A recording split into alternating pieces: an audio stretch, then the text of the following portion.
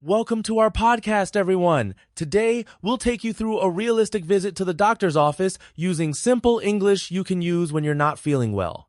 Anna, our patient, will help us learn how to express symptoms and understand advice in a real conversation.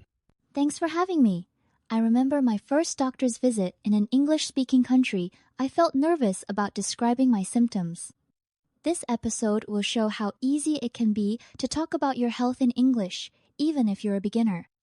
Absolutely. We'll keep things slow and clear with explanations for every step. Let's imagine Anna is entering the doctor's office now, ready to explain how she feels. Are you ready to get started? Yes, I'm ready. I hope our listeners will practice with us as we go. Don't worry if you make mistakes, it's all part of learning. Let's begin with the first step, greeting the doctor. When you visit a doctor, it's important to greet politely. Anna, how would you start the conversation? I'd say, "Hello, doctor." Keeping it simple is fine. The doctor will usually reply with something like, "Hello, how can I help you today?" This is your chance to explain what's wrong. That's right. Notice how the doctor uses a friendly question to open the conversation. This is common in English-speaking clinics and helps patients feel at ease. Exactly. Even if you're not sure of the words, starting with a greeting helps the conversation flow naturally. Now, let's look at describing symptoms. A key phrase for describing symptoms is, I've got a. For example, you might say, I've got a headache. Anna, can you give us a few more examples using this structure? Sure, I could say, "I've got a sore throat," or "I've got a fever." This pattern is simple and direct, making it perfect for beginners. It shows the doctor exactly what you're feeling. That's helpful. Sometimes you can also use I feel. For instance, I feel tired. But I've got a is especially common for specific symptoms. Yes, and remember to stress the symptom word like headache or sore throat so the doctor understands clearly. Practicing this at home can really help your confidence. Let's talk about body parts, since being specific helps doctors give better advice. Anna, if your stomach hurts, how would you say that? I'd say, "My stomach hurts," or "I've got a stomachache." Both are correct. You could also say, "My throat hurts," if you have pain there. Good points. Using words like head, throat, chest, or stomach helps the doctor know exactly where the problem is.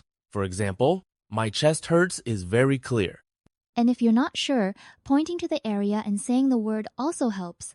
Simple gestures plus clear words make communication easier, especially if you feel nervous. Doctors often ask questions to understand your problem better. For example, how long have you had this? Or, do you feel sick? Anna, how would you answer these? If the doctor asks, "How long have you had this?" I might say, "I've had a headache for 2 days." For "Do you feel sick?" I can say, "Yes, I feel sick," or "No, just tired." That's right. Keeping answers short and clear is best, especially if you're learning. It's okay if you don't know fancy words, the doctor just needs to understand your main symptoms. Exactly. If you need more time, you can say, "Sorry, can you repeat that?" Most doctors are patient and used to helping people who are learning English. Sometimes you need to explain when something hurts, especially during certain actions. For example, it hurts when I swallow. How can learners use this phrase, Anna? They can say, "It hurts when I cough," or "It hurts when I move my head." This gives the doctor extra information about your pain. You can also use gestures to show the action. That's a great point. These phrases help the doctor know what makes your pain worse. In English, saying it hurts when I is a simple way to give important details. And remember, you don't need perfect grammar. The doctor will understand if you use basic sentences. What matters most is being clear about your pain. After hearing your symptoms, the doctor will probably give you some advice. Some common phrases are, you should take some rest, or drink more water. Anna, why is it important to listen carefully here? Because following the doctor's advice helps you get better. If you don't understand, it's okay to ask, "Can you repeat that?" Or, "What does that mean?" Doctors are used to explaining things simply. Absolutely. And if the doctor says, take this medicine, you can ask, how do I take it? Or how many times a day? This makes sure you use the medicine safely. Yes, and repeating the advice back like saying, "So I take this medicine 2 times a day?" shows you understood. It's a good way to avoid mistakes. Pronunciation is important, especially for keywords like headache or fever.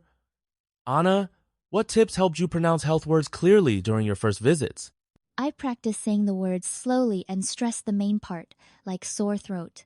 Listening to recordings helped too. I noticed doctors often repeat words back, so I could check my pronunciation. Good advice. Using calm intonation also helps. For example, when giving or receiving advice, speaking slowly and clearly shows you're listening and helps avoid misunderstandings. And if you're unsure, asking, "Did I say that right?" is perfectly fine.